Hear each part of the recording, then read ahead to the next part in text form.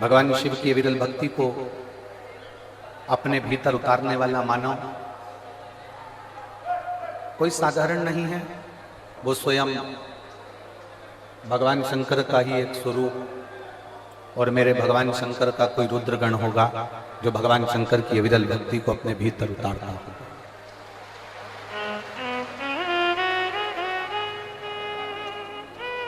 वो कहते हैं ना कि बिना जले भभूति नहीं मिलती, बिना जले भभूति नहीं मिलती और बिना चले अनुभूति नहीं मिलती।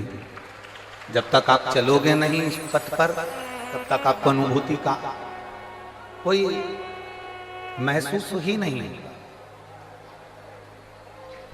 जिस दिन आपने भगवान शंकर के पथ पर चलना प्रारंभ कर दिया, जिस दिन आपने भगवान शंकर को एक लोटा जल समर्पित करना प्रारंभ कर दिया, जिस दिन आपने भगवान शिव की अविरल भक्ति को धारण करना प्रारंभ कर दिया, जिस दिन आपने भगवान शंकर के मूल मंत्र चाहे पंचाक्षर हो नमः शिवाय, चाहे षडाक्षर हो ओम नमः शिवाय या श्री शिवाय नमस्तुभ्यम, किसी भी मंत्र का जाप यदि आप एक लगन से, किसी भी मंत्र का जाप जब आप एक हृदय से, अपने चित्त से, अपने मन से जब करना प्रारंभ कर दोगे तो ये निश्चित है कि तुम उस समय पर अकेले नहीं रहोगे। वो देवता देवाधिदेव महादेव तुम्हारे साथ चल जाए। बिना जले भभूति नहीं मिल सकती। गाय के गोबर को, कंडे को भी जलना पड़ता है तब वो भभूति बन पाता है। लकड़ी को जलना पड़ता है तब वो भभूति बन पाती है। कोई सामग्री को जलना पड़ता है तब जाकर वो भभूति बन पाती है। बिना जले भभूति नहीं मिलती और बिना चले अनुभूति नहीं मिलती। बिना चले आपको अनुभूति का अनुभव नहीं होगा। कई लोग कहते हैं कि हम शंकर भगवान को नहीं मानते, हम शिव जी पर एक लोटा जल नहीं चढ़ाते, हम शंकर भगवान का स्मरण नहीं करते, हम देवी को नहीं मानते, हम देवता को नहीं मानते, हम इसको नहीं मानते, हम राम को नहीं मानते, हम कृष्ण को नहीं मानते। ये दुनिया के लोग हैं जो फालतू की बात कर सकते हैं, क्योंकि उन्होंने अभी इस पथ पर चले नहीं। जिस समय पर एक साधारण मनुष्य इस पथ पर चलना प्रारंभ कर देता है तब उसको मालूम पड़ जाता है कि शंकर का शिव नाम है क्या, श्री शिवाय नमस्तुभ्यम में है क्या, भगवान शंकर की विरल भक्ति में है क्या, भगवान के भजन में है क्या, तब उसको ज्ञात होने लगता है। और तेरी कृपा बिना न हिले एक भी अणु, लेते श्वास तेरी कृपा से तनु तनु, बखान क्या करूं मैं राखों के ढेर का, झपटी भभूत में खजाना कुबेर का। हे गंगाधार मुक्ति द्वार ओमकार तू, बोले ओमकार तू, आयो शरण तिहार शंभु तार तार तू। बिना चले अनुभूति नहीं हो सकती। आप इस पथ पर जब चलेंगे, आप जब शंकर जी के मंदिर जाना प्रारंभ करेंगे, आप जब शिव जी को एक लोटा जल चढ़ाना प्रारंभ करेंगे, आप जब भगवान शंकर का गुणगान करना प्रारंभ करेंगे, आप जब भगवान शिव की अविरल भक्ति को धारण करना प्रारंभ करेंगे, आप जब श्री शिवाय नमस्तुभ्यम मंत्र बोलना प्रारंभ करेंगे, आप जब एक बेलपत्री उठाकर भगवान शंकर पर चढ़ी हुई खाना प्रारंभ करेंगे, तब तुम्हें अनुभव होगा कि इस पथ पर चलने का लाभ क्या होता है, भगवान शंकर की भक्ति का लाभ। शिवलिंग को केवल शिवलिंग मत मानो। भगवान शंकर के शिवलिंग को केवल शिवलिंग मानने की गलती ना करिए। भगवान शंकर के शिवलिंग को केवल शिवलिंग ना समझिए। तुम्हारे घर में जो भगवान शंकर का लिंग विराजमान है, भगवान शंकर का शिवलिंग विराजमान है, उसको केवल शिवलिंग मत समझिए। उसको केवल शिवलिंग समझने का प्रयास ना करिए। भगवान शंकर का अगर शिवलिंग आपके घर में विराजमान है भगवान शंकर का शिवलिंग आपके घर में शिवालय में विराजमान है, भगवान शंकर का शिवलिंग आपके घर के पास में कोई मंदिर में विराजमान है, भगवान शंकर का शिवलिंग यदि आपके नजदीक में विराजमान है, तो ये समझ लेना कि वो शिवलिंग नहीं है, वो शंकर का केवल शिवलिंग नहीं है। ये समझ लेना कि कोई बड़ा, दुनिया का सबसे बड़ा हॉस्पिटल तुम्हारे घर के अंदर और तुम्हारे घर के नजदीक में विराजमान है।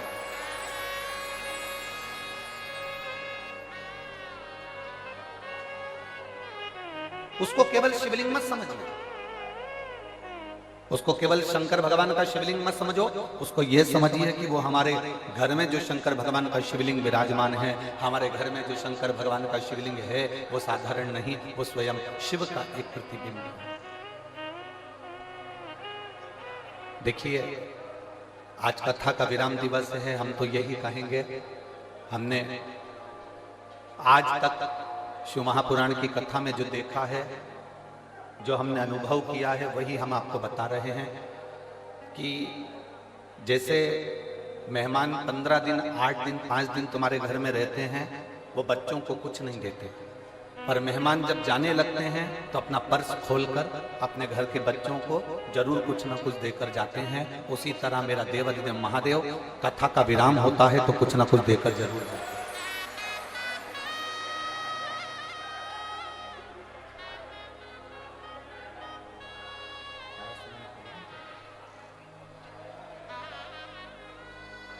जितना प्रेम से कथा सुन सकते हो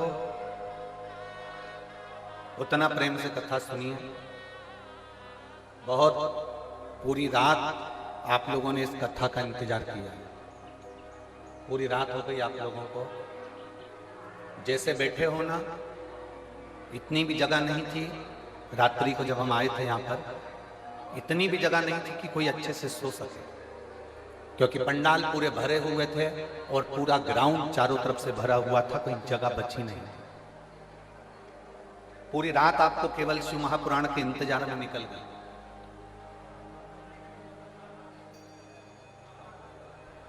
कई वीआईपी सुबह सुबह आ रहे होंगे और अंदर आने के लिए जिद कर रहे होंगे। हमारा उनसे निवेदन है, आपके चक्कर में इतने लोग जो रात भर से इंतजार कर रहे हैं उनकी कथा ना रह जाए, उसका स्मरण अपने भीतर रखें।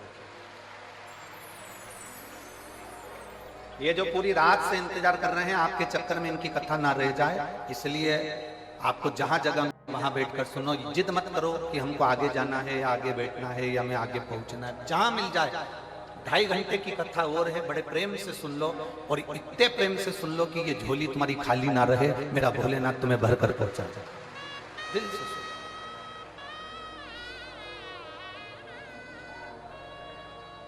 शंभु शरण माधु घड़ी दुख काटो दया करी दर्शन आपो।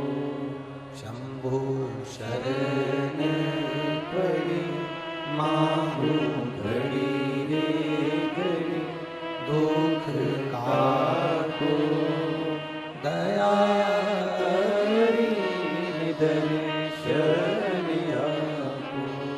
शिव कथा कर, एक केवल शिवलिंग को शिवलिंग ना समझे।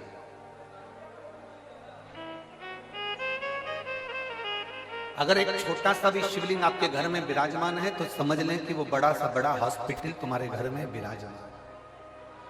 छोटा सा शिवलिंग नहीं है,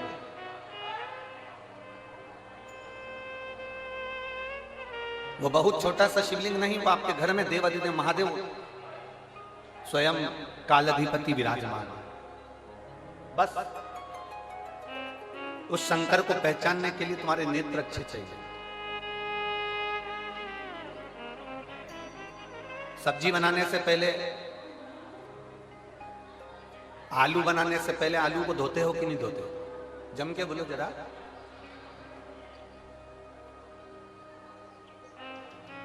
बैंगन बनाने से पहले बैंगन को धोते हो कि नहीं धोते हो? बोलते जाओ जरा जल्दी जल्दी। धोते हो। लौकी बनाने से पहले लौकी को धोते हो कि नहीं धोते हो? धोते हो ना। कपड़ा गंदा हो जाता है तो कपड़े को धोते हो कि नहीं धोते हो? बोलते जाओ, धोते हो। आलू गंदा हो गया तो आलू को धोया है, लौकी गंदी हो गई तो लौकी को धोया है, कपड़ा गंदा हो गया तो कपड़े को धोया है। इनको धोने के लिए पानी की जरूरत पड़ती है, पर जब ये मन गंदा हो जाता है, इसको धोने के लिए पानी नहीं, सत्संग की जरूरत पड़ती है। जब ये मन भटकने लगे, जब यह मन तुमको लगने लगे कि ये भटक रहा है, ये केंद्रित नहीं हो रहा, ये भगवान की विरल भक्ति की ओर जा नहीं रहा, तब इसको कहीं शिव पुराण की कथा में ले जाकर बिठा दो। तब इस मन को भगवान शंकर की कथा में ले जाकर बिठा दो और मन को भगवान शंकर की विरल भक्ति में डुबाने का प्रयास करो। फिर यह मन भटकेगा नहीं।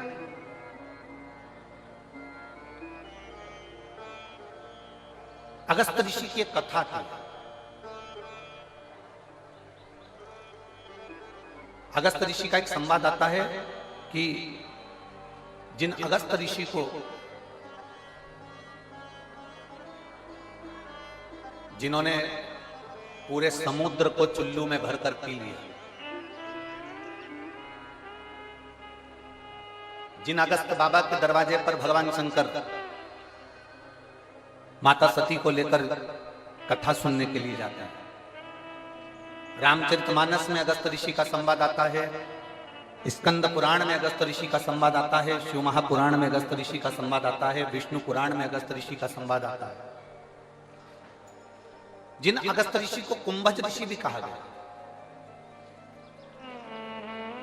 जिनके दरवाजे पर भगवान शंकर माता सती को ले जाकर कथा सुनवाने के लिए पहुंचते हैं, वो अगस्त ऋषि का जन्म कैसे हुआ? वो अगस्त ऋषि ने कोई बहुत बड़ा तप करा था जो अगस्त ऋषि बन गए?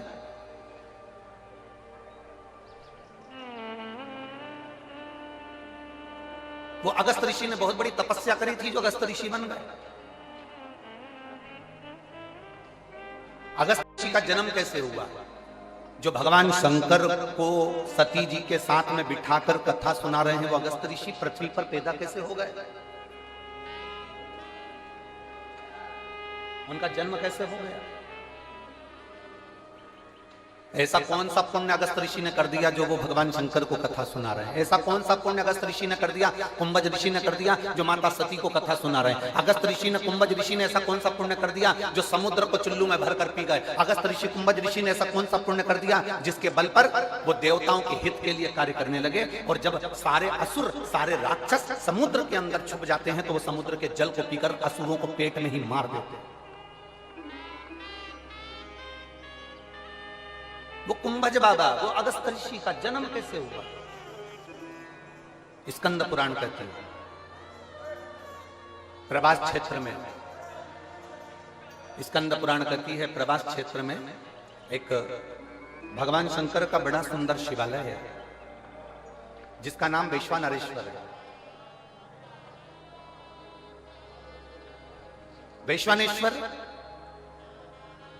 शिवलिंग का एक बड़ा सुंदर प्राचीन, बहुत प्राचीन, कहते हैं हजारों हजारों वर्ष पहले का वो शिवलिंग है, बहुत प्राचीन। कई वर्ष निकल गए, हजारों हजारों वर्ष। कहते हैं जिस समय पर काशी का निर्माण था, उस समय पर शंकर पार्वती जब भ्रमण के लिए निकले थे तो वैष्णेश्वर शिवलिंग का निर्माण उन्होंने खुद किया प्रभास क्षेत्र। उसी शिवलिंग के मंदिर के गर्भगृह में, उस मंदिर के अंदर एक तोता रहता था, एक मिट्ठू, एक तोता घोंसला बना लिया था। उसकी धर्मपत्नी, वो तोते की धर्मपत्नी, वो मिट्ठू की धर्मपत्नी, वो शुक्र की धर्मपत्नी भी उसके साथ में रहती थी, दोनों साथ में।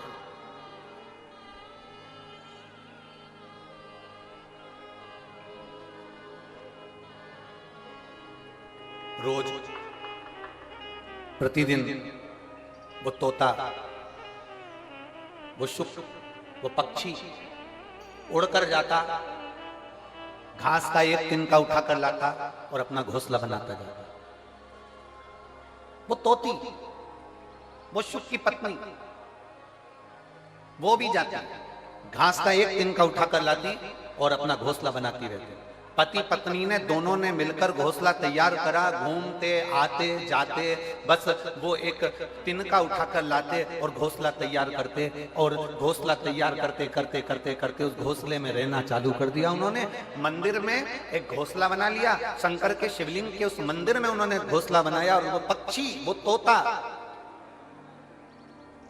अपनी पत्नी के साथ में उसमें रह रहा है। अब दोनों घूमने जाते हैं, दोनों आते हैं और वहां बैठ जाते हैं। समय बीता, दोनों के प्राण छूट गए, दोनों मर गए, दोनों के प्राण छूटे। और प्राण छूटने के बाद वो जब तोता तोती मरे, मरने के बाद यम की कैद में जब वो चढ़े, धर्मराज ने उनका निर्णय किया। धर्मराज से किसी ने कहा कि ये तोता तोती मरे हैं, ये पक्षी मरे हैं, ये पक्षी मरे हैं, तो इनका अगला जन्म किसका होगा। इतने में धर्मराज ने कहा कि इन्होंने अपनी पूरी जिंदगी अपना घोंसला बनाने में निकाल दी, अपना घर बनाने में निकाल दी, इसलिए इनको स्वर्ग नहीं मिलेगा, इनको अच्छा जन्म नहीं मिलेगा, इनको नरक फेंक दिया जाएगा। इतनी देर में वहीं से नंदी पर बैठकर मेरे देवाधिदेव महादेव निकल कर जा रहे थे, जो कालाधिपति थे।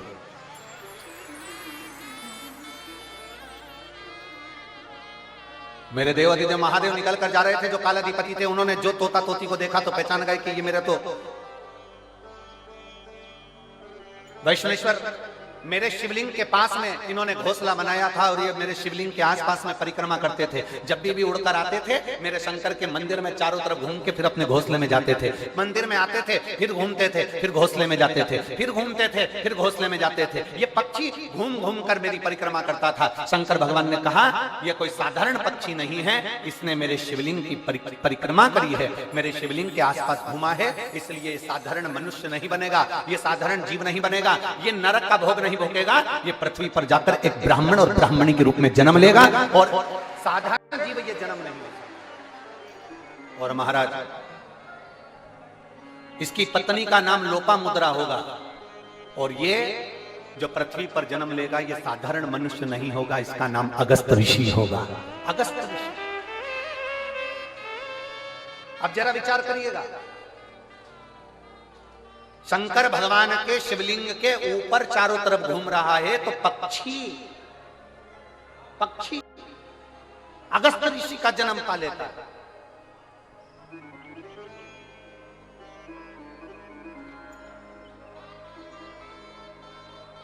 जिस प्रदोष व्रत का हम वर्णन करते हैं, जिस प्रदोष के दिन का आपको बधाई कल हमने दी थी कि प्रदोष की आपको बधाई हो। प्रदोष शाम का जो समय होता है, प्रदोष काल जो होता है, उसका वर्णन जब हम करते हैं, ये प्रदोष की पूजन का विधान किसने बनाया, ये प्रदोष की पूजन का नियम किसने बनाया, ये प्रदोष की संध्या काल का, प्रदोष के समय का पूजन का विधान कौन बनाया, ये प्रदोष के समय पर एक बेलपत्र चढ़ाने का विधान किसने बनाया, प्रदोष के समय पर एक समीपत्र चढ़ने का विधान किसने बनाया, प्रदोष के समय पर अगर मान लो कोई भिखारी से भिखारी व्यक्ति भी है जो ठेला चला रहा है, उसके पास में खाने के लिए कुछ नहीं है, फटे कपड़े पहन रहा है, उसकी जिंदगी में कुछ भी नहीं बचा और कर्जे में लदालूम हो गया, एक चावल का दाना अगर वो प्रदोष के दिन, प्रदोष काल में शाम के समय पर शंकर के शिवलिंग पर चढ़ा देता है, तो 3 या 4 प्रदोष में उसका कर्जा चूकना प्रारंभ हो जाता है। प्रदोष का विधान। इतना ये प्रदोष का वर्णन करा किसने, इतना प्रदोष की महत्वता बताई किसने, कौन करे इतना वर्णन। अगर प्रदोष की महत्वता बताने वाला कोई है, इसीलिए मेरे शंकर भगवान माता सती को लेकर कुंभज ऋषि के यहाँ, अगस्त ऋषि के यहाँ कथा सुनने के लिए गए थे, क्योंकि उनके बराबर कोई शंकर के महत्व को बता नहीं सकता और प्रदोष के महत्व को नहीं बता सकता। सती मैया को प्रदोष का महत्व बताने के लिए शंकर सती जी को लेकर कुंभज बाबा के यहाँ गए थे, अगस्त ऋषि, कि प्रदोष के महत्व को तो जानो सती, तुम प्रदोष के महत्व को तो सती जानो, तुम प्रदोष के महत्व को तो सती पहचानो कि प्रदोष का महत्व क्या होता है, प्रदोष काल का महत्व क्या होता है, प्रदोष के समय का महत्व क्या होता है। जिस समय पर सूरज डूब रहा हो,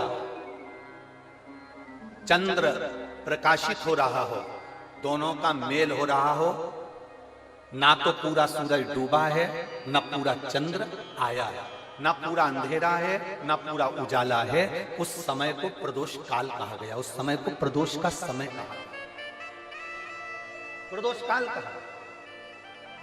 अब कई लोग हमसे कहते हैं गुरुजी आप हमको प्रदोष का समय बताया करो कि प्रदोष काल किसको कहते हैं, प्रदोष का समय किसको कहते हैं। अब एक बात हम आप सबसे कहना चाहते हैं, जितने लोग आस्था चैनल पर सुन रहे हैं, जितने फेसबुक यूट्यूब पर सुन रहे हैं और जितने रेवाड़ी की इस पवित्र धरा पर कथा को सुन रहे हैं, आप सबसे एक बात कहना चाहेंगे, अगर हम समय देखकर बताएं आपको कि शाम को 6 बजे 6:30 बजे 6:30 पे लेकर 7:30 के बीच में ये समय है, या 5:30 से लेकर 6:30 तक का ये समय है, या हम तुमको बोल दें कि इतनी बजे ये समय प्रदोष काल का रहेगा या इतनी बजे ये समय रहेगा, तो देखिए कभी कभी ठंड का समय आता है तो दिन जल्दी ढल जाता है, कभी कभी गर्मी का समय रहता है तो दिन बहुत लेट ढलता है। इसलिए समय की गणना से मत चलो, आप तो ये अंदाजा लगाकर रखो कि दिन ढल रहा हो,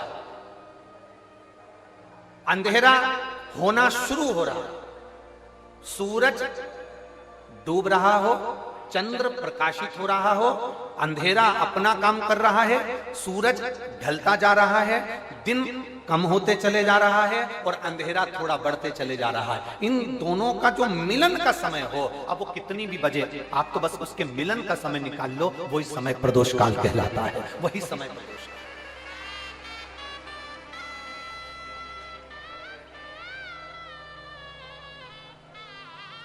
अब प्रदोष काल की पूजन का विधान किसने बनाया? कोई आपसे पूछे तो क्या बताओगे? जम के बोलो जल्दी से, कौन ने बताया था? अगस्त ऋषि। सबसे पहले प्रदोष की पूजन कौन ने करी थी? अब कोई आपसे पूछे तो आपको उत्तर देना है। 12 ज्योतिर्लिंग में से एक ज्योतिर्लिंग है ओमकारेश्वर। कौन सा ज्योतिर्लिंग है? सब बोलो। ओमकारेश्वर। बिंद नामक पर्वत पर वो ज्योतिर्लिंग विराजमान। एक बार देवऋषि नारद भ्रमण करते करते बिंद पर्वत पर आ गए। अब नारद जी का तो काम तुमको सबको मालूम ही है ना, नारद जी का काम तो मालूम है ना सबको। क्या काम है उनका? दुनिया के लोग कहते हैं नारद जी का काम है चुगली करने का, पर शिव महापुराण की कथा कहती है नारद जी का काम चुगली करने का नहीं है।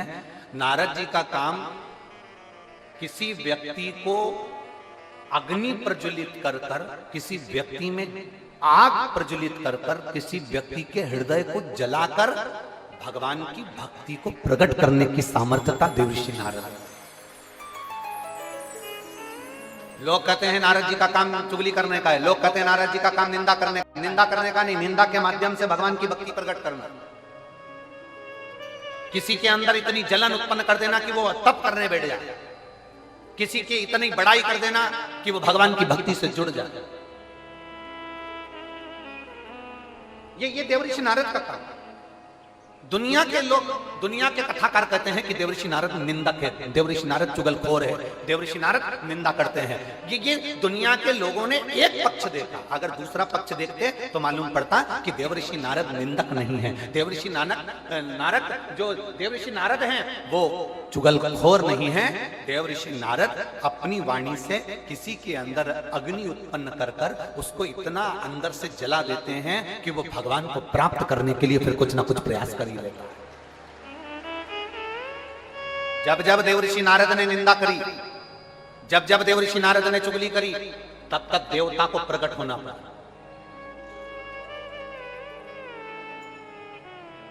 गए थे माता लक्ष्मी के पास में। देवऋषि नारद ने माता लक्ष्मी जी से कह दिया था, मैया बहुत भूख लग रही है, कुछ खाने का है क्या? बहुत तेज भूख लगी है, कुछ खाने का है आपके पास में? मैया ने अंदर से जाकर मोतीचूर का लड्डू ला कर दे दिया। नारद जी ने जो मोतीचूर का लड्डू खाया तो नारद जी ने कह दिया, मैया लड्डू तो अनसुईया जी के घर के थे, क्या जोरदार लड्डू बनाती है मैया, तुझे तो लड्डू बनाना भी नहीं आता लक्ष्मी मैया। अब तो लक्ष्मी जी को क्रोध आ गया। इतनी देर में नारद जी पहुंच गए पार्वती जी के यहाँ। पार्वती जी के यहाँ पहुंचते से मैया भूख लग रही है, भूख बहुत तेज है। पार्वती जी अंदर गई, उन्होंने आकड़िया की रोटी काकड़िया की साग नारद जी को दे दी। नारद जी भोजन करते से बोले, मैया रोटी तो अनसुईया जी के घर की थी, क्या रोटी बनाती है, क्या रोटी। अब पार्वती जी का हृदय जल गया। थोड़ी देर बाद नारद जी ब्रह्मा जी के पहुंच गए। ब्रह्माणी बैठी थी, ब्रह्माणी से कहा, मैया बहुत तेज भूख लग रही है। ब्रह्माणी अंदर गई, खीर बनाकर ला कर दे दी। नारद जी बोले, मैया खीर तो अनसुईया जी के घर की थी, क्या जोरदार खीर थी। अब तो तीनों देवियां इकट्ठी हो गई। मोहल्ले की 3 माताएं अगर एक जगह पर मिल जाए तो समझ लेना कि किसी ना किसी की बुराई चालू है, किसी ना किसी की निंदा चालू। अगर ये तीनों एक जगह पर मिल गई है ना तो जरूर किसी ना किसी की निंदा चल रही है, किसी ना किसी की बुराई चल रही है, पक्का। इकट्ठी हो गई। तीनों देवियों ने आपस में विचार करा कि अपन तो परेशान हो गए नारद जी के कारण। अनसुईया अनसुईया अनसुईया अनसुईया, ऐसा क्या अनसुईया में? अपने अपने पतियों को परीक्षा लेने भेज दो। ब्रह्मा विष्णु महेश तीनों परीक्षा लेने के लिए चले। और जैसे ही ब्रह्मा विष्णु महेश परीक्षा लेने के लिए चले, परीक्षा लेने के लिए जैसे ही चल दिए, इतने में तीनों दरवाजे पर पहुंचकर भिक्षा मांग रहे। माता भिक्षाम दे, माता भिक्षाम दे, माता भिक्षाम दे। अनसुईया जी बाहर निकल कर आई। और माता अनसुईया जब बाहर निकल कर आई और माता अनसुईया जी ने जो दर्शन किया, दर्शन करते से ही माता अनसुईया जी ने पूछा, आप देवता हूं, आपको क्या चाहिए? तो कि भिक्षा चाहिए। अनसुईया जी अंदर गई, पात्र में थोड़ी सी भिक्षा लेकर आई, अन्न का दान देने लगी। इतने देर में जब अन्न का दान देने लगी, तब उसी समय पर अनसुईया जी जब अन्न का दान दे रही थी, तब तीनों देवताओं ने खड़े होकर कह दिया, हमको भिक्षा ऐसे नहीं चाहिए।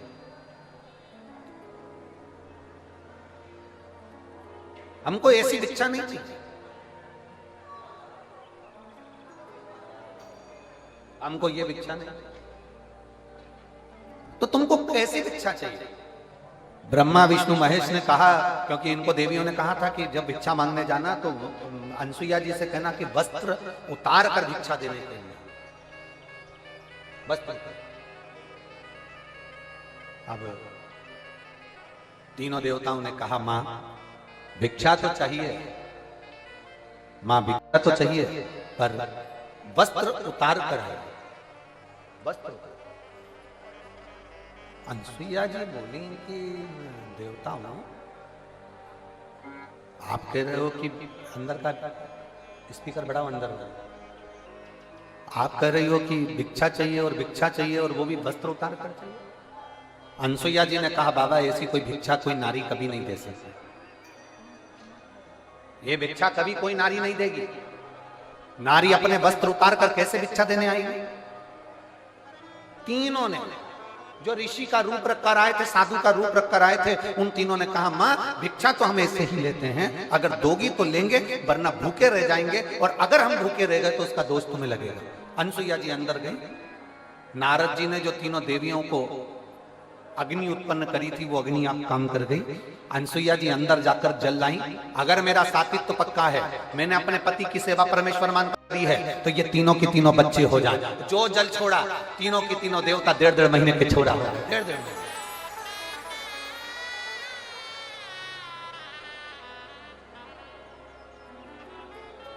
अंत ऋषि तो थे। अनसुईया जी ने विश्वकर्मा जी का ध्यान कर कर चंदन का पन्ना बनवाया, रेशम की डोरी लगाई,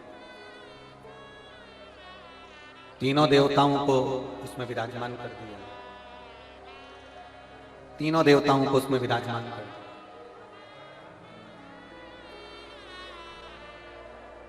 और तीनों देवता उसमें विराजमान हो गए।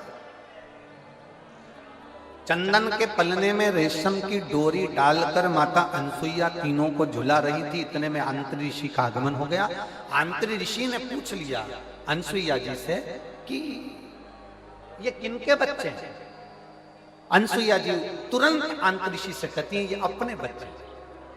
आंतरी ऋषि ने कहा अभी मैं स्नान करने गया था तब तो एक भी नहीं था, और आया तो 3।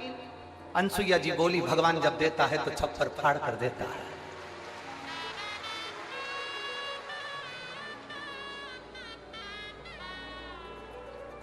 और माता अनसुईया ने डाल दिया पालना, बन करके झूल रहे 3 देवता झूल।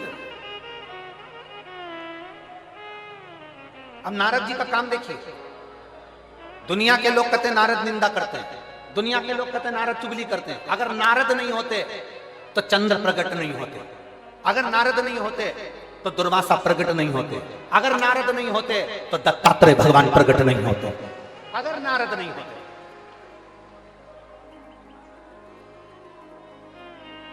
नारद जी चले लक्ष्मी जी के पास में पहुंचे, मैया आज बड़ी बेचैन दिख रही हो। लक्ष्मी जी बोली क्या बताएं, हुआ क्या? अपने पति को भेजा था अनसुईया जी की परीक्षा लेने के लिए, पर पते नहीं है उनके, आज बहुत दिन हो गए दिखे नहीं है। नारद जी बोले वो तो पल्ले में झूल रहे हैं। लक्ष्मी जी बोली फालतू की बात मत कर, मेरा इतना बड़ा पति कोई पल्ले में झूलेगा, चल जा से जा। नारद जी वहां से चले तो पार्वती जी के यहाँ पहुंच गए। पार्वती जी बहुत डिप्रेशन में थी, बहुत टेंशन था माता पार्वती जी। भगवान देवऋषि नारद ने पूछा माँ आप बहुत चिंता में दिख रही हो। नारद जी बोले तो पार्वती जी बोली बहुत चिंता है, मेरी सहेलियों के कहने पर मैंने मेरे पति को परीक्षा लेने भेजा था, तो अभी तक पते नहीं है, और मेरे पति को तो कोई पकड़ भी नहीं सकता, कोई उनका किडनैप भी नहीं कर सकता, क्योंकि उनके गले में बब्बा पड़ा है। किस बाप में दम है कि मेरे पति को पकड़ ले? दम जी। मैया पल्ले में झूल रहे हैं, सरस्वती मैया से भी कह दिया पल्ले में झूल रहे हैं। तीनों देवियों ने नारद जी के चरण पकड़ लिए, नारद रुक जा, तो ये बता कि हम हमारे पति को कैसे लेकर आए। नारद जी ने कहा जैसे तुम्हारे पति मांगने गए थे वैसे तुम भी चली जा। तीनों ने ब्राह्मण की पत्नी का रूप लिया, दरवाजे पर अनसुईया जी के पहुंच गई। अनसुईया जी के दरवाजे पर जाकर तीनों देवियों ने आवाज लगाई, माता भिक्षाम दे, माता भिक्षाम दे, माता भिक्षाम दे, माता भिक्षाम दे। बार बार आवाज लगाई जा रही है, बार बार आवाज लगाई जा रही है, माता भिक्षाम देही, माता भिक्षाम देही, माता भिक्षाम देही।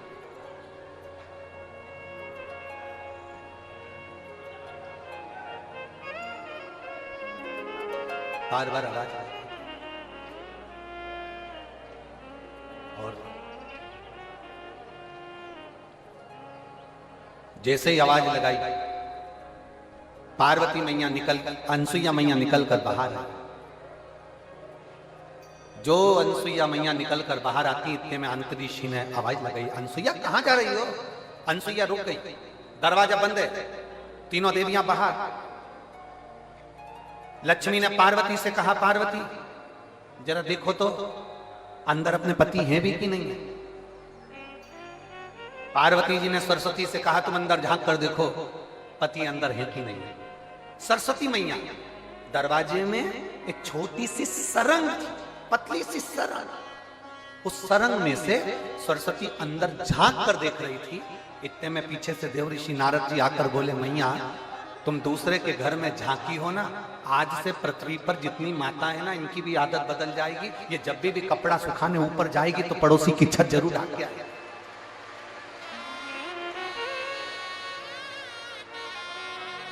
ए मैया होली पे दिवाली पे अपने यहाँ पर पपड़िया बनी कि नहीं बनी, गुजिया बना कि नहीं बना, मठरी बनी कि नहीं बनी, चकली बनी कि नहीं बनी, अपने घर पर अचार डला कि नहीं डला, अपने घर पर कुछ काम हुआ कि नहीं हुआ, इनको कोई मतलब नहीं रहेगा। पड़ोसी क्या जरूर देखेगी तूने क्या बनाया, उससे जरूर। दिवाली पर अपने यहाँ रंगोली डली कि नहीं डली से मतलब नहीं है, पर पड़ोसी की रंगोली जरूर देखेगी उसने कौन सी बनाई। क्योंकि माँ आप झांकी हो, आप झांकी हो, इसलिए ये गुण आ जाएगा। जब सुना थोड़ी देर बाद माता अनसुईया जी ने दरवाजा खोला, जैसे दरवाजा खोला तीनों देवियां चरणों में पड़ गई। तीनों देवियां।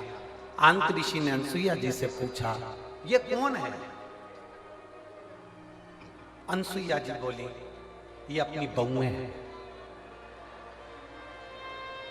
आंतरी ऋषि बोले, बेटे इत्ते इत्ते से बहु साथ साथ हाथ। इतने में तुरंत अनसुईया जी ने तीनों से कहा, तुम्हारे ससुर जी हैं, पांव पड़ो, पांव पड़ो जल्दी से। तीनों देवियों ने आंतरी ऋषि के चरण छुए।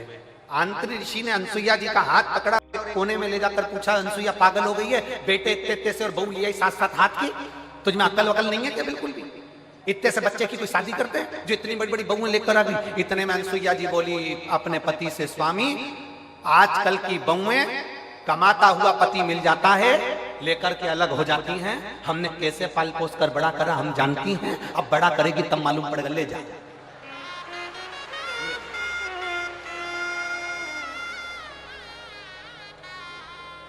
अब तीनों देवियां तीनों देवताओं को देखकर टेंशन में आ गई। लक्ष्मी जी बोली, मेरा कौन सा है? और पार्वती जी बोली, मेरा कौन सा है? सरस्वती जी की, मेरा कौन सा है? तीनों एक एक बच्चे को उठाती हैं, घुमा घुमा के देखती हैं। बाबा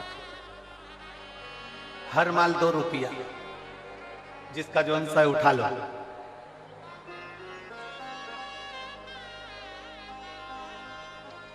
अब उठाएं किसको? लक्ष्मी जी सबसे पहले बोली कि देखो, सबसे पहले मैं विद्वान भी हूं और चतुर भी हूं, और मैं अपने पति को छांट सकता हूं। जो ज्यादा विद्वान होता है, जो ज्यादा चतुर होता है, सब्जी के ठेले पे वही सड़ी हुई भिंडी लेके आता है।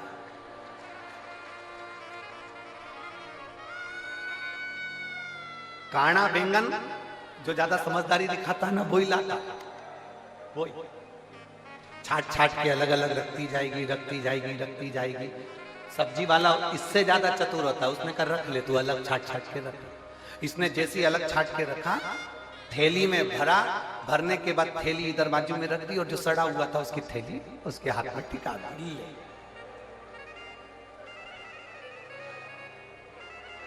लक्ष्मी जी बोली, सबसे पहले मैं छाटूंगी। लक्ष्मी जी ने अपने पति को छाटा। जो छाटने बैठी लक्ष्मी जी, तो भगवान ब्रह्मा जी को उन्होंने अपनी गोदी में उठा लिया, और ब्रह्मा जी को गोदी में उठाकर बोली, ये मेरे पति हैं। उनको जो हाथ में लिया, इतनी देर में तो अनसुईया जी को हंसी आ गई। अनसुईया जी को हंसी आई, उन्होंने कहा रुको, इन तीनों को वापिस सुलाओ। जमीन पर सुलाया। अनसुईया जी ने हाथ में जल लिया, अगर मेरा पतिव्रता धर्म प्रबल है, मेरा सात्वित्व पक्का है, तो मैं जल छोड़ती हूँ, ये तीनों के तीनों बड़े हो जाएं। तीनों बड़े हुए, उन्हीं के अंश अवतार चंद्र, दुर्वासा और दत्तात्रेय भगवान प्रकट।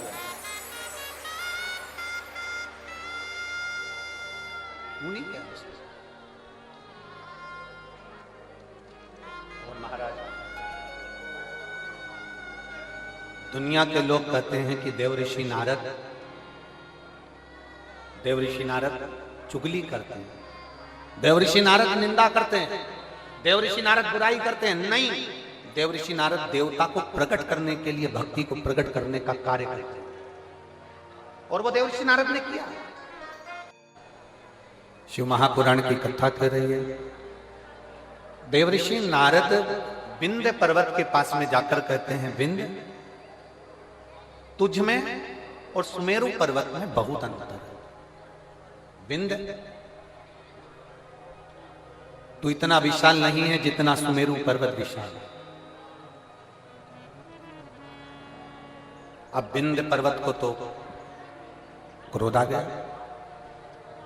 जब विंध्य पर्वत को क्रोध आया, तो विंध्य पर्वत ने विचार करा कि अब कुछ भी हो जाए, मुझे इतना ऊंचा बनना है, इतना ऊंचा बनना है कि देवता तक मेरा पर्वत की श्रृंखला पहुंच जाए।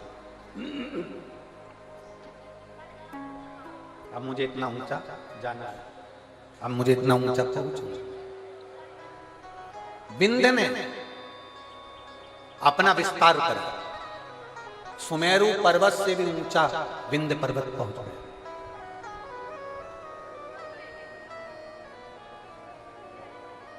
सूर्य के अश्व चलते चलते थोड़ा अंधेरा हो रहा था, सूर्य अपना प्रकाश कम कर रहे थे और उस समय पर जाकर सूर्य के अश्व को विंध्य पर्वत के घोड़ों ने, विंध्य पर्वत के शिखर ने सूर्य के घोड़ों को रोक दिया, अश्व को रोक दिया। बहुत सावधानी से सुनना, यह कथा अभी तक हमारे मुखाग्रविंद पर कभी नहीं आई, परंतु ये प्रदोष की सबसे पहली पूजन,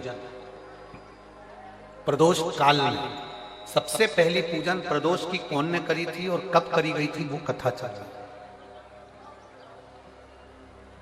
यदि कोई आपसे पूछेगा तो आप भी बता सकते हो कि हमने ये कथा ऐसे ऐसे प्रदोष की श्रवण करी।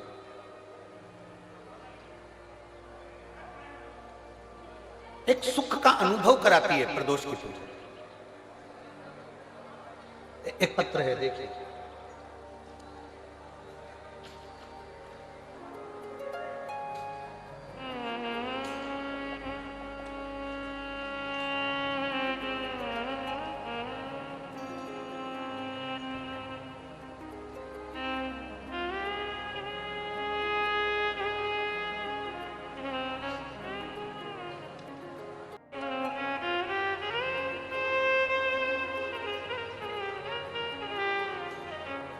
मेरा नाम अंशु, मैं अंशु हूं। मैं गाजियाबाद उत्तर प्रदेश की रहने वाली हूं। कहीं बैठी हो तो हाथ हिला सकती हूं। मेरा नाम अंशु है, आशु है। मैं गाजियाबाद उत्तर प्रदेश की रहने वाली हूं। कहीं बैठी हो तो हाथ हिला सकती हूं। उत्तर प्रदेश गाजियाबाद से आई हूं। गुरुदेव, मेरी छोटी बेटी के जन्म के बाद मेरी छाती से दूध बहना बंद नहीं हुआ। जब मेरी छोटी बेटी का जन्म हुआ, जन्म होने के बाद से मेरी छाती से दूध बहता था। ऐसा कोई डॉक्टर नहीं जिसका हमने इलाज नहीं करवाया, पर वो दूध बहना बंद नहीं हो रहा था, लगातार दूध बहता ही जा रहा था। अब 1 महीना, 2 महीना, 4 महीना, 6 महीना, 8 महीना, 10 महीना इंतजार करा, पर दूध बहना बंद ही नहीं हुआ। तब हमने दिल्ली के एम्स हॉस्पिटल में जांच कराई और जांच में मालूम पड़ा कि मेरी छाती में कैंसर हो गया और मुझे कैंसर बता दिया गया और सर में ब्रेन ट्यूमर बता दिया गया। अब डॉक्टर ने कहा कि कैंसर तो तुमको हो गया है और ब्रेन ट्यूमर भी है, पर इसका ऑपरेशन बहुत जरूरी है। 16 मार्च 2024 ऑपरेशन की तारीख दी गई। आज कौन सी मार्च चल रही है? जम के बोलिए। 23 मार्च 2024। 16 मार्च 2024 ऑपरेशन की तारीख दी गई और जैसे ही हमको 1 महीने बाद की जो तारीख दी गई, हम जब फरवरी में उनको दिखाए तो उन्होंने हमको 16 मार्च 2024 की तारीख दी और 1 महीना हमको दिया गया कि ये ब्रेन ट्यूमर का और कैंसर का ऑपरेशन सर्जरी आपको कराना है। हम दिल्ली के एम्स हॉस्पिटल से वापिस आ गए, घर गए। घर पर जाकर हमारे परिवार वालों ने कहा अपन हॉस्पिटल में तो दिखा कर आ गए, अब एक काम करते हैं कि अपन सब लोग मिलकर सीहोर चलते हैं और कुबरेश्वर बाबा की वहां कंकर शंकर की पूजन करेंगे, वहां से अपन मांगकर रुद्राक्ष ले आएंगे। गुरुदेव, उस समय पर रुद्राक्ष मिल रहा था, केवल रुद्राक्ष वितरण बंद होने में 2 दिन रह गए थे, तभी हम सीहोर पहुंच गए और वहां से हमने कंकर शंकर की पूजन कर वहां से रुद्राक्ष ले लिया। रुद्राक्ष लेकर हम घर आ गए। 20 दिन लगातार उस रुद्राक्ष को पानी में गलाया, शिवजी को चढ़ाया और उस पानी को पीना प्रारंभ किया। एक बेलपत्री शंकर जी को चढ़ी हुई खाना प्रारंभ किया। शंकर जी के मंदिर में झाड़ू पोछा लगाना प्रारंभ किया। दूसरी बार हम एम्स के हॉस्पिटल में 16 मार्च के दिन ऑपरेशन के लिए हम दिल्ली पहुंच गए। हम दिल्ली जब 16 मार्च के दिन ऑपरेशन के लिए गए, हमारी वापस जांचें प्रारंभ हुई और जांच प्रारंभ होते से हमने बाबा से बस प्रार्थना करी थी, बाबा अगर मेरी रिपोर्ट मिल आ जाएगी ना, मेरा ऑपरेशन नहीं होगा ना, तो जहां भी तेरी कथा होगी मैं वहां पहुंच जाऊंगी। बाबा की ऐसी कृपा हुई गुरुदेव। हम एम्स हॉस्पिटल में पहुंचे, 16 मार्च के दिन एम्स हॉस्पिटल में हमें ऑपरेशन की तारीख दी गई और हम जांच कराने के लिए जैसे ही अंदर गए, डॉक्टर ने हमारी रिपोर्ट देखकर आश्चर्य में पड़ गया कि तुम्हारा कैंसर तुम्हारे शरीर में नहीं है और तुम्हारा कैंसर समाप्त हो चुका है। मैं बाबा को नमन करने के लिए यहाँ पर आई हूँ। मेरे बाबा ने मुझे बचा लिया और मेरे शरीर में कैंसर नहीं निकला। जिस डॉक्टर ने मुझे कैंसर बताया था उसी ने बाद में मना कर दिया। मैं बाबा को धन्यवाद देने आई। कहीं बैठी हैं क्या? अगर कहीं बैठी हो, आशु नाम है इनका, गाजियाबाद उत्तर प्रदेश की रहने वाली है। इनका मोबाइल नंबर ये है। शिव तत्व। एक पत्र और है।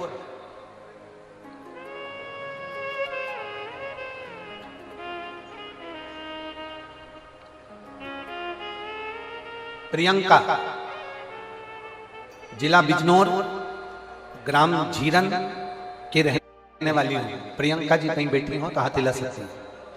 प्रियंका, मेरा नाम प्रियंका है। मैं जिला बिजनौर, ग्राम जीरन की रहने वाली हूं। कहीं बैठी हो तो हाथ हिलाइए। आप ही हैं? श्री शिवाय नमस्ते।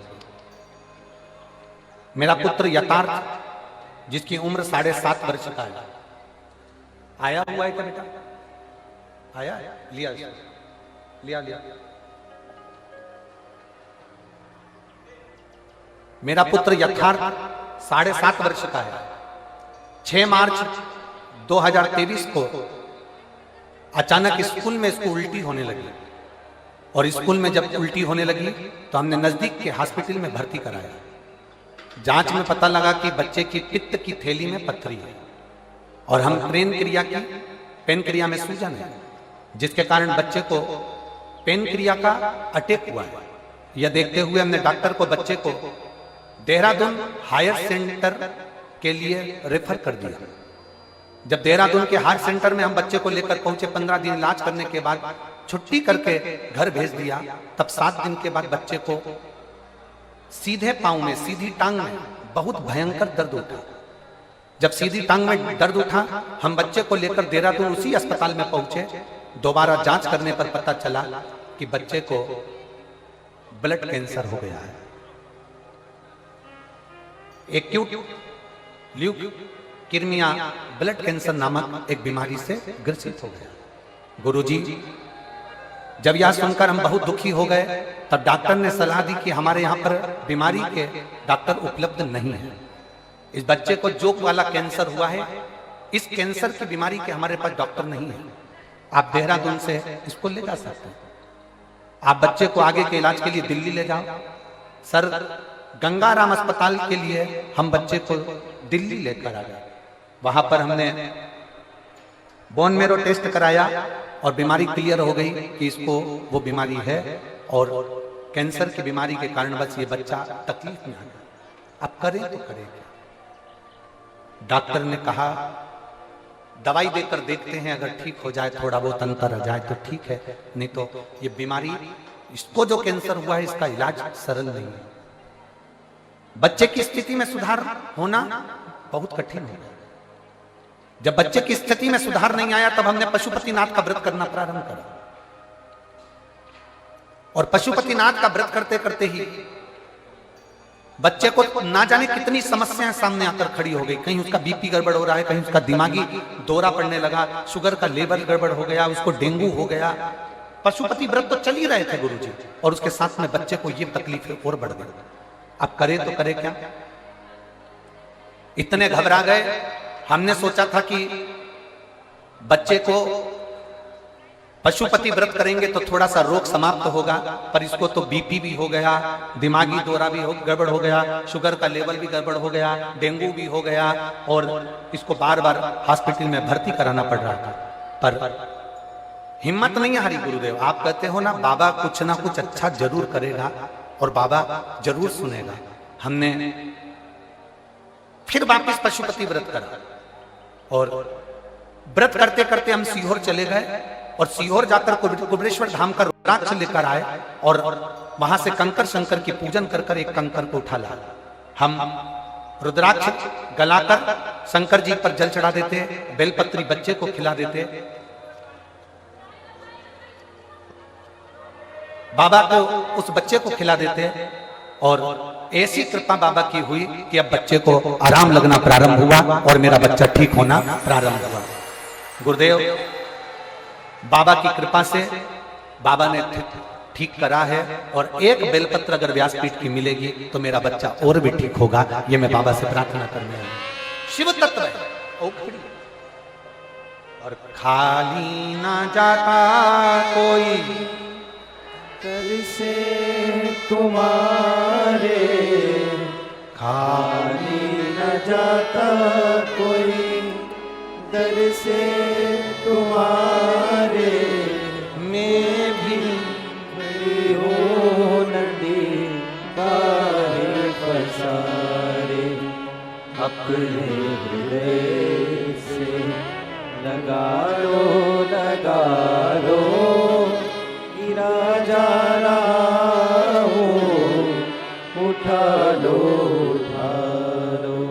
भोले अपने दर से अब तो ना डालो, गिरा जा रहा हूँ, उठा लो।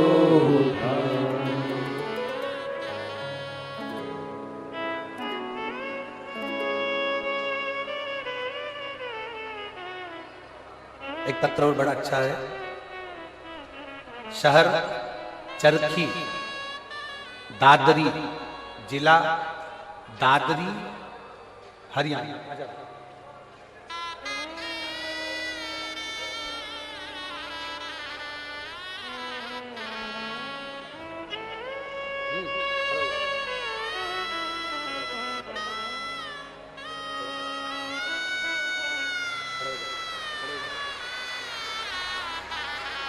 ठीक है, शंभु बोलो श्री शिवाय, श्री शिवाय नमस्ते।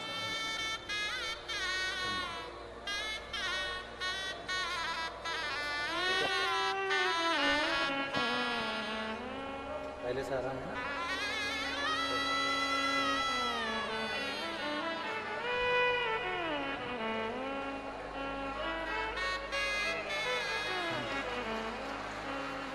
शहर चरखी, दादरी, जिला दादरी, हरियाणा। नाम ओमपति। फोन नंबर मेरा ये है। कहीं बैठी हो तो हाथ हिला सकते हैं, कहीं बैठे हो तो हाथ हिला सकते हैं। आप ही ने लिखा है, एक बार हाथ हिला दो। श्री शिवाय नमस्ते। शहर चरखी, दादरी, जिला दादरी, हरियाणा। ओमपति। फोन नंबर ये है। मेरे भाई के लिए गुरुदेव मैं वर्णन करना चाहती हूँ। शिव बाबा का क्या वर्णन करूं। मेरे भाई को 2023 से कैंसर हो गया है। उसका इलाज जिंदल हॉस्पिटल हिसार में चल रहा है। नाक में कैंसर हुआ, नाक का ऑपरेशन करवाया, फिर गले में कैंसर हो गया। गले में कैंसर हुआ। 2 साल से मैं आपकी कथा सुन रही हूं। मैंने मेरे भाई से कहा कि अगर डबल से कैंसर हो रहा है तो तू सीहोर जा, रुद्राक्ष ला और उस रुद्राक्ष को पानी में गलाकर शिव जी को चढ़ाकर पीना प्रारंभ कर। मैं मेरे भाई की तरफ से यहाँ पर दंडवत करने के लिए, प्रणाम करने के लिए आई हूँ, कथा सुनने के लिए आई हूँ। हम लोग रुद्राक्ष लेने के लिए सीहोर चले गए और वहां से रुद्राक्ष लेकर आए। जब रुद्राक्ष लेकर आए, भाई की एक रिपोर्ट, एक ऑपरेशन और डॉक्टर ने बोल दिया था वो कराना था, जो कि 12 मार्च 2024 को वो ऑपरेशन होना था। हमने बाबा से प्रार्थना करी, अगर बाबा आप संभाल लोगे तो मैं कथा सुनने के लिए पंडाल में जाऊंगी। मेरे भाई की जब दूसरी रिपोर्ट हमने जब जिंदल हॉस्पिटल में दिखाया तो 12 मार्च के दिन रिपोर्ट में आया कि इसकी सारी रिपोर्ट नील है और यह बालक अब ठीक हो गया है, इसका कैंसर समाप्ति की। एक बार हाथ हिला दो बहन, बधाई। इसके लिए एक बेलपत्र ले जाओ। आजा आजा, एक बेलपत्र इसके लिए ले जाओ। शिव है वो, ओ घड़ी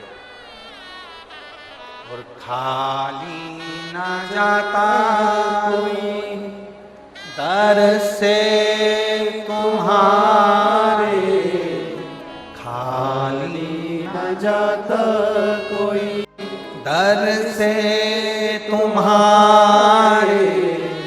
मैं भी खड़ी हूँ बाहें पसारे, अपने हृदय लगा लो लगा लो गिरा जा रहा हूँ उठा लो उठा भोले अपने दर से अब तो न टालो गिरा जा रहा हूँ उठा लो उठा एक शिव भक्ति को जगाइए।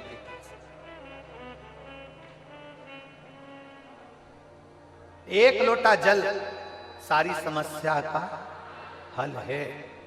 जिस दिन विश्वास से, भरोसे से, दृढ़ता से